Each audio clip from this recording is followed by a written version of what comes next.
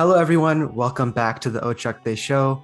If you're new here, this is a talk show or podcast where I interview entrepreneurs and inspiring individuals from all walks of life so we can learn from their story and level up ourselves. Today, I'm honored to have Commissioner Edelblut from the New Hampshire Department of Education. Thanks for being on the show. How are you doing? I am so excited to be here, and I think it's kind of cool that you got a podcast going here. As I told you before we started this thing live, I am going to make sure that the next time I get on YouTube, I smash that subscribe button and build the likes, because I think it's kind of cool that you're doing a podcast. Thank you. I appreciate it. And definitely for all the other people watching, hit that subscribe button. But so let's start off on what does it mean to be the commissioner of the New Hampshire Department of Education? So I'm going to start out probably a little bit in a circuitous way to get to that answer. And by the way, Sachin, and I should have asked you before, how much time do we have? 15 to 20 minutes. Okay, so I'll try not to talk too much. But one of the great aspects of being a commissioner of education, and part of my responsibility, excuse me, is the ability to meet and work with young people, mostly in the state of New Hampshire, because that is where I'm located. And so I work with students across the state of New Hampshire in trying to help them, figure out an educational pathway that helps them get to kind of a bright future. And I have to clear my throat here. 1 second. Sorry, little pollen in the air here in New Hampshire. But, and I only start with that because that's how you and I got to meet. I don't know if your audience knows that the very first time that you and I got to meet was working on a project. Really, I started a project working with Sal Khan, and he created a schoolhouse.world, tutoring program for students to be able to get some supports during the pandemic. And how I met you was that you became a tutor. And not only were you tutoring, but you ended up tutoring another gentleman who was much older than you. I think he might have been in his 50s or 60s. And you were teaching this gentleman who had never had the opportunity to learn algebra. You were teaching him algebra. And so really, as the Commissioner of Education, that's what I get to do. I get to work with students. I get to work with teachers. I get to work with families to try and help find ways to help people succeed in their education.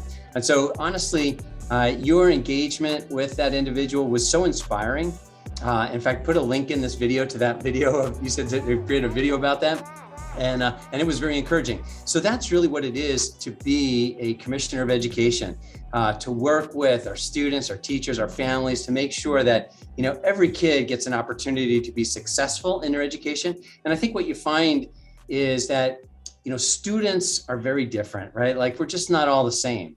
And so, sometimes kids need different pathways. They need different trajectories to be able to be successful. And so it's just a lot of fun being able to work with them to try and unlock those trajectories, unlock those pathways, and find out what's really going to work well for them. I love that. That's awesome. But how did you actually get involved into education? How did it all start? Well, so if I go back a little bit, so my career has not been in education. Oftentimes I'm referred to as an outsider in education. I started my career as an accountant with a company called PricewaterhouseCoopers. And I worked there for, I think, about 8 years. Then I left there and I was the chief financial officer for a small public company down in Florida for about a year. And then the entrepreneurial thing kicked in and I started a company. The name of that company was Control Solutions. We started just, literally in one of my kids, I kicked them out of their bedroom and doubled them up with their sibling. They got bunk beds and I got an office in my house and we started there. And just the company grew from there. We provided advisory services to Fortune 2000 companies, worked hard, traveled a lot, ultimately sold that business. We had gotten that business up to, we were in 22 different countries around the world, in 1,000 employees at one point, working with companies and supporting them. So it was a great experience. I got to work with some incredible people.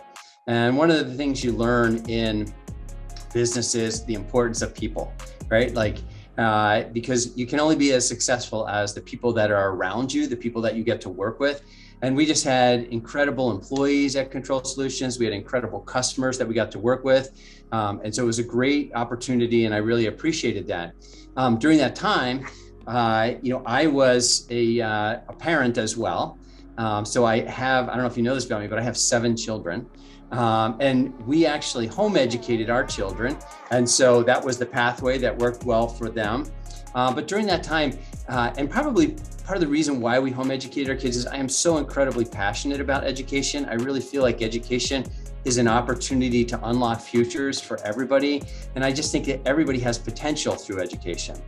And so, I was very passionate about it and doing, working with my own children really, and some homeschool co-op types of things. In my business, I ended up selling my company to a French company. And then I got involved in, early stage investing in companies, whether angel or early venture, investing in different kinds of companies, wanted to try and help the next generation. So like really your generation, Sasha, and to say like, okay, how do I make sure that like you have all those opportunities that I've had, right? To be able to, to go to school, get a good education, work for great companies, start a business, be successful in starting a business, be able to sell a business. So I began to get involved a little bit in politics. I ran for a state representative here in New Hampshire. The first time, completely unsuccessful, total wipeout. And any entrepreneur, if you've got entrepreneurs listening, wipeouts are part of the process. But you have to remain undaunted. So came back the next time and I won my race. I won it by 1 vote. Can you believe that? Isn't that kind of cool? You go to an election, you win by 1 vote. But again, that just shows persistence, man. You just got to keep coming. And so I did that. I served in the legislature, was able to make some progress on some great bills to help the state of New Hampshire and the citizens of New Hampshire.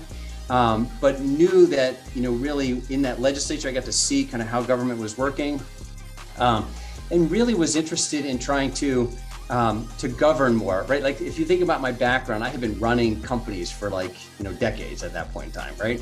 And so I felt like that was more in my wheelhouse, my skill set, as opposed to the legislative side. So I ran for an executive position in our state. So I ran for governor, because governors tend to be more operational as opposed to legislators who are doing the legislative stuff. So I ran for governor. I was unsuccessful in my run for governor. But again, education was an important part of my platform.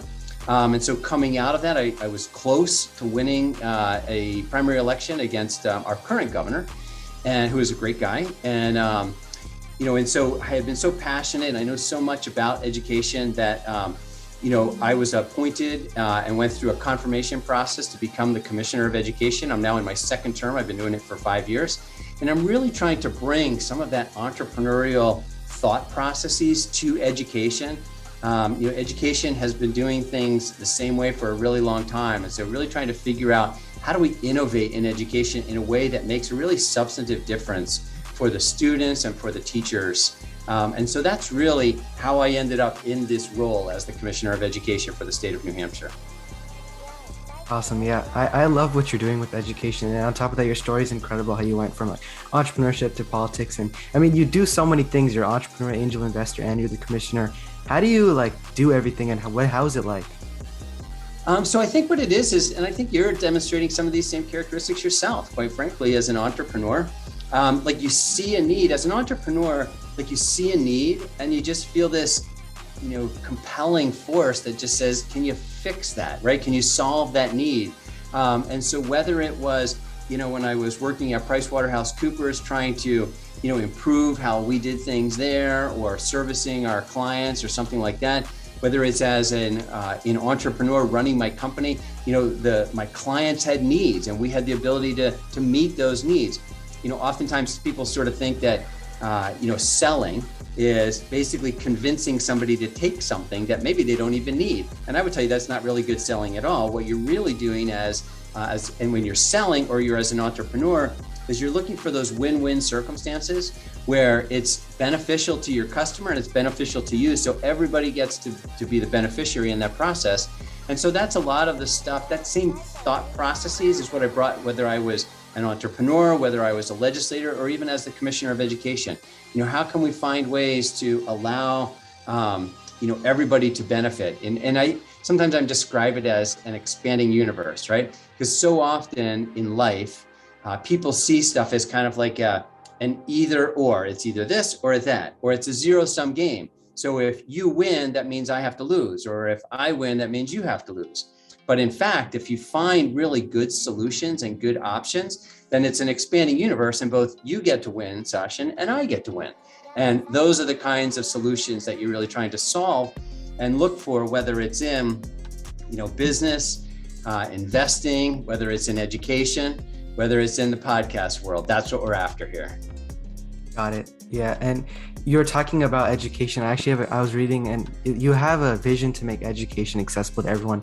Why do you have that vision?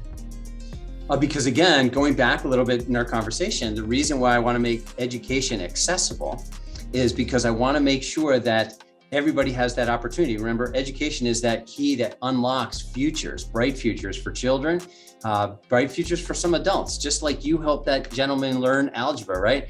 I don't know how old, was he like 60 years old?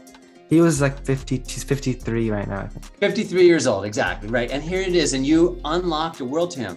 And so that does so much for people. And so really, when you hear that concept of me trying to, make sure it's accessible, what I'm really saying is I want to make sure that everybody finds a way to unlock education for them. And sometimes it just means people learn differently. You'll find there's some students who are very successful in kind of a traditional instructional model. They've got the books and they've got the homework and they got the class schedules and a lot of, structure around that.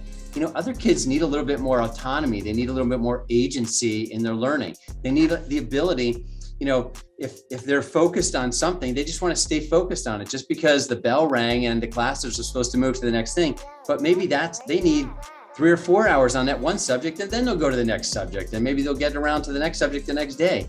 So we have but I understand the importance of that, the structure relative to that schooling model, but can we create an opportunity for students to be able to experience other models of learning? Because people learn in a lot of different ways. And so the accessibility of education is really to create models so that they can be successful. Nice. Yeah, I agree with everything you're saying, and it's very powerful. And let's talk about, you were talking about early stage investing. How has your experience been with that? That's just a lot of fun, Sasha. You totally would enjoy it. So imagine you get to take all this pent up energy and excitement about exploring and learning about different things. And so when you look at other companies, you have the opportunity to basically, dig in deep and understand how does it work? What is that need that they're solving for customers? Is it a good need or is it not a good need? And so you learn a lot of stuff that way. But I would say that the thing that I find most attractive about that, the thing that I have the most fun with, and it's a question that I sometimes get as an investor. People will come to me, they say, okay, so Frank, how do you know what is the best company to invest in? How do you pick the right one, right? And what I would tell you is, as an investor, more than investing in a particular company or a particular technology or a particular product, what you're really investing in are people.